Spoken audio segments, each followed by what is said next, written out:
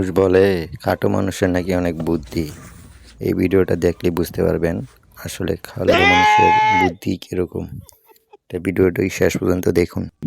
ভিডিওটি যদি তোমাদের কাছে ভালো লাগে তাহলে একটি লাইক দিয়ে চ্যানেলটি সাবস্ক্রাইব করে দিও।